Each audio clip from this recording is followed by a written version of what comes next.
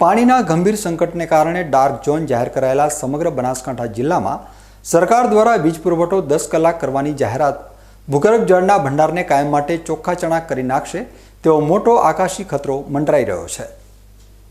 સરહદી બનાસકાંઠા જિલ્લામાંથી આજે એક અત્યંત ચિંતાજનક અને આંખ ઉઘાડતો ગ્રાઉન્ડ રિપોર્ટ સામે આવી રહ્યો છે, જે માત્ર કોઈ એક તાલુકા પૂરતો મર્યાદિત નથી, પરંતુ આખા જિલ્લાની સળગતી સમસ્યા છે। બનાસકાંઠા જિલ્લો પાણીના ગંભીર અભાવ અને ભૂગર્ભ જળના અંધાધુંધ વપરાશના કારણે વર્ષોથી ડાર્ક ઝોનમાં સમાવિષ્ટ થયેલો છે, જેનો સીધો મતલબ એ થાય છે કે અહીં જમીનના તળિયા સાવ સૂકાઈ ચૂક્યા છે। આવી કટોકટીની સ્થિતિ વચ્ચે સરકાર દ્વારા તાજેતરમાં ખેડૂતોને સિંચાઈ માટે દિવસના 8 કલાકના બદલે 10 કલાક વીજ પુરવઠો આપવાની જાહેરાત કરવામાં આવી છે। દેખીતી રીતે આ જાહેરાત ખેડૂતોના ફાયદા માટે લાગતી હશે, પરંતુ ગ્રાઉન્ડ રિયાલિટી એ છે કે આ નિર્ણય ડાર્ક ઝોન બનેલા બનાસકાંઠાના પેટાળને કાયમ માટે ખાલી કરી નાખશે। જિલ્લાના અમીરગઢ, ડીસા, ધાનેરા અને થરાદ જેવા પંથકોમાં ઉનાળાની કાળઝાળ ગરમીના કારણે સ્થાનિક જળાશયો અને તળાવો સાવ કોરા ધાકોર ભઠ્ઠ બન્યા છે, જેના લીધે બોરવેલના પાણી હજારો ફૂટ ઊંડા જતા રહ્યા છે। હવે સવાલ એ ઊભો થાય છે કે જ્યારે જમીનની અંદર પાણી જ બચ્યું નથી, ત્યારે સરકાર દ્વારા વધુ સમય વીજળી આપવાથી ખેડૂતો કૂવામાંથી શું બહાર કાઢશે? આ અવિચારી નીતિના કારણે ભૂગર્ભમાં રહેલો જે થોડો ઘણો જળનો જથ્થો બચ્યો છે, તે પણ કલાકો સુધી ચાલતી હાઈ પાવર મોટરોને લીધે ખૂબ જ ઝડપથી ખેંચાઈ જશે અને આવનારી પેઢી માટે પીવાનું પાણી પણ નહીં બચે, એ વાત બિલકુલ નક્કી છે। આજે અમીરગઢ તાલુકાના અંદર 10થી વધારે તળાવો આવેલા છે।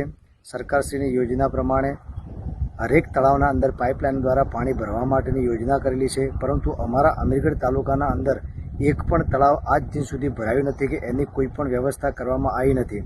જ્યારે ચોમાસું કે બીજું કંઈ પણ હોય છે ત્યારે તળાવમાં થોડું ઘણું પાણી હોય છે અને એ પાણીથી પશુઓ અને આજુબાજુના ગામ લોકોને એના ઉપર નિર્ભર રહે છે, પણ જ્યારે ઉનાળો આવે છે ત્યારે ખૂબ જ અમને તકલીફ પડતી હોય છે। ત્યારે આજે ભારતીય કિસાન સંઘ દ્વારા અમે સરકારશ્રીને ખાસ રજૂઆત કરીએ છીએ કે જેમ બીજા તાલુકાના અંદર પાઇપલાઇન દ્વારા તળાવ ભરવાની જે યોજના કરવામાં આવી છે, તેવી અમારે અમીરગઢ તાલુકાના અંદર પણ આવી પાઇપલાઇન દ્વારા યોજના કરવામાં આવે, જેથી કરીને આજુબાજુમાં જે નભતા પશુઓ છે, ગામના લોકો છે, એમને પૂરતું પાણી ઉનાળાના અંદર મળી રહે। ડાર્ક ઝોનની આ ભયાનક વાસ્તવિકતા વચ્ચે માત્ર વીજળીનો સમય વધારી દેવો એ કેન્સરની બીમારી પર સામાન્ય આયોડીન લગાવવા જેવી મજાક સમાન સાબિત થઈ રહ્યો છે। અત્યારે સમગ્ર જિલ્લાના ખેડૂતો મુખ્યત્વે કૂવા અને ઊંડા બોરવેલ આધારિત જ શિયાળુ અને ઉનાળુ ખેતી કરી રહ્યા છે, પરંતુ પાણીના તળ સતત સેંકડો ફૂટ નીચે જતા રહેવાના કારણે ખેડૂતોની આર્થિક કમર તૂટી ગઈ છે। પાણીની આ વિકટ અછતને લીધે હજારો ખેડૂતો પોતાના મોટા ભાગના ખેતરોમાં વાવણી કર્યા વિના જ જમીન પડતર રાખવા મજબૂર બન્યા છે।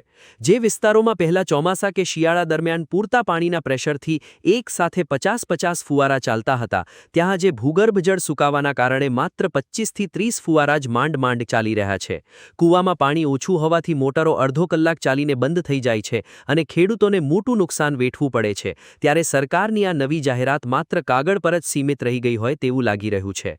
ગુજરાત સરકાર દ્વારા અલગ અલગ તાલુકાઓ જિલ્લાઓમાં જળાશયોમાં પાઇપલાઇન દ્વારા પાણી નાખવામાં આવે છે, પણ અમારો તાલુકો અમીરગઢની અંદર કોઈ પણ જળાશયમાં પાઇપલાઇન દ્વારા પાણી નાખવામાં આવતું નથી।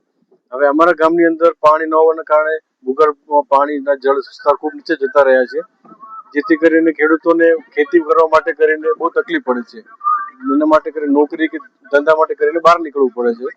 જો સરકાર દ્વારા પાઇપલાઇનથી પાણી નાખવામાં આવે તો ખેડૂતો વ્યવસ્થિત ખેતી કરી શકે અને શું કહેવાય પશુપાલનનો વ્યવહાર છે એ પણ સારો કરી શકે। તો સરકારને અરજી કે પાણી પાઇપલાઇન દ્વારા ડેમમાં નાખવામાં આવે।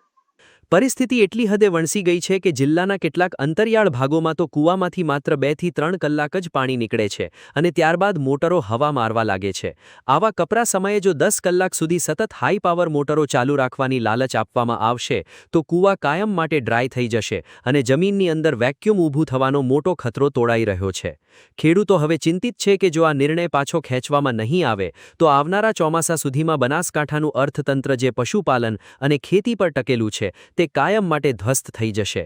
તંત્રએ માત્ર તાત્કાલિક વાહવાહી લૂંટવાના બદલે દૂરંદેશી વાપરીને ડાર્ક ઝોનમાંથી જિલ્લાને બહાર કાઢવા માટે વોટર રિચાર્જિંગ અને જળ સંચયની કાયમી સરકારી યોજનાઓ પર ભાર મૂકવો જ પડશે।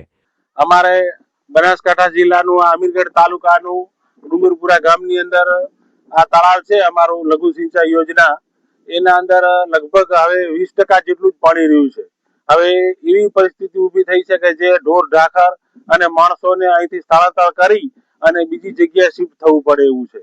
તો સરકારશ્રીને અમારી નમ્ર અરજ છે કે જલ્દીથી જલ્દી સત્વરે બીજા તાલુકાની અંદર જે તળાવ ભરવાની કામગીરી થાય છે એ રીતે અમારા તાલુકાની અંદર અમારા તળાવની અંદર પણ પાણી ભરવાનું ખાસ સૂચન કરવાનું અમારું અરજ છે. સરકારની આ જાહેરાત સામે સમગ્ર બનાસકાંઠાના ધરતીપુત્રોનો આક્રોશ એ વાતની સાક્ષી પૂરે છે કે જનતા હવે જાગૃત થઈ ચૂકી છે અને તેમને અસ્થાયી મલ્લમપટ્ટી મંજૂર નથી. ખેડૂતોને અત્યારે મોંઘી વીજળી કે વધુ કલાકો કરતાં પોતાના કિંમતી ભૂગર્ભ જળને બચાવવાના સાધનોની વધુ જરૂર છે. વારંવારની રજૂઆતો છતાં સરહદી વિસ્તારોના અડધાથી વધુ તળાવો આજે પણ નેટવર્કથી વંચિત હોવાથી સ્થાનિક લોકોમાં ભારે રોષ છે અને જો કાયમી ઉકેલ નહીં આવે તો હજારો હેક્ટર જમીન રણમાં ફેરવાઈ જશે તેવી ભીતિ સેવાઈ રહી છે. અને છેલ્લા 2 વર્ષથી અમારા વિસ્તારમાં પાણીની બહુ અછત છે. વરસાદ બહુ જ ઓછો પડે છે. વરસાદ ઓછો પડવાના કારણે અમારા જે આ લઘુ સિંચાઈ ડેમ છે એના ડેમ ભરાતો નથી ને પાણીના તળ બહુ જ ઊંડા ગયેલ છે. અને આ વરસાદ જો નહીં પડે અને સરકાર જો અમારા ઉપર ધ્યાન નહીં આપે, આમાં ડેમ પાઇપલાઇન દ્વારા જો પાણી નહીં નાખવામાં આવે તો અમને હિજરત કરવાનો વારો આવશે અને પાણી બહુ ઊંડા ગયેલ છે. અને હવે અમારે જ્યાં 15-20 ફુવારા ચાલતા હતા 7ની મોટરમાં, અત્યારે 4-5 ફુવારા મથીને ચાલે છે અને પાણીનો ટાંકો પણ મથીને ભરાય છે અને ઢોરને અને અમને પીવા જેટલું જ પાણી અત્યારે ઉપસ્થિત છે. અને આવતા સમયમાં જો વરસાદ ઓછો પડશે તો અમને હિજરત કરવાનો વારો આવશે. એ જ નમ્ર.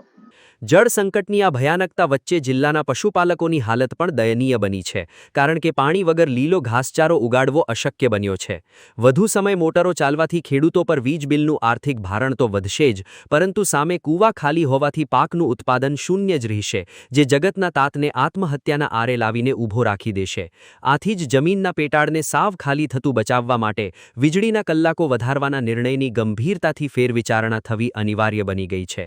અમીરગઢ તાલુકામાં ખેડૂત અને પશુપાલકો તરફથી મારી સરકારને એક નમ્ર વિનંતી છે કે અમીરગઢ તાલુકાના જે બોર અને કુવાના તળ બહુ ઊંડા ગયા છે અને તળાવની અંદર જે પાણી 10% બચ્યું છે એ પશુઓને પીવા પૂરતું જ છે. એમાં ખેતી માટે કોઈ ઉપયોગ આવતું નથી અને જે તળ ઊંડા ગયા છે તેના લીધે ઉનાળામાં હિજરત કરીને ખેડૂતો તથા પશુપાલકોને બહાર માલ ઢોર જીવાડવા જવું પડે છે. તો એ જીવાડવા ન જવું પડે એના માટે જો બીજા તાલુકાની અંદર જે પાઇપલાઇન દ્વારા જે તળાવો ભરવામાં આવે છે એ રીતે અમીરગઢ તાલુકાના જે 12-13 તળાવો છે અંદાજિત, એ તળાવો ભરવામાં આવે તો ખેડૂતો પશુપાલકોને બહાર ન જવું પડે એવી મારી ખેડૂત અને પશુપાલકો વતી અમે સરકારની વિનંતી કરીએ છીએ કે પાઇપલાઇન મંજૂર કરી અને તળાવો ભરવા અમારી નમ્ર વિનંતી છે. બનાસકાંઠા જિલ્લાની આ સળગતી વાસ્તવિકતા એ સાબિત કરે છે કે માત્ર વીજળીનો સમય વધારી દેવાથી ડાર્ક ઝોનનું આ જળ સંકટ દૂર નહીં થાય, પરંતુ ઉલટાનું ભૂગર્ભ જળ સાવ સમાપ્ત થતાં વિનાશ વહેલો આવશે. ત્યારે સરકારે હવે સફાળા જાગીને કાગળ પરની જાહેરાતો બંધ કરી જિલ્લાના તમામ લઘુ સિંચાઈના જળાશયો અને તળાવોને પાઇપલાઇન નેટવર્કથી જોડીને જળસ્તર ઊંચા લાવવાનો કોઈ નક્કર અને કાયમી ઉકેલ લાવવો જ પડશે. Ramlal Meena, BK news channel, Banaskantha.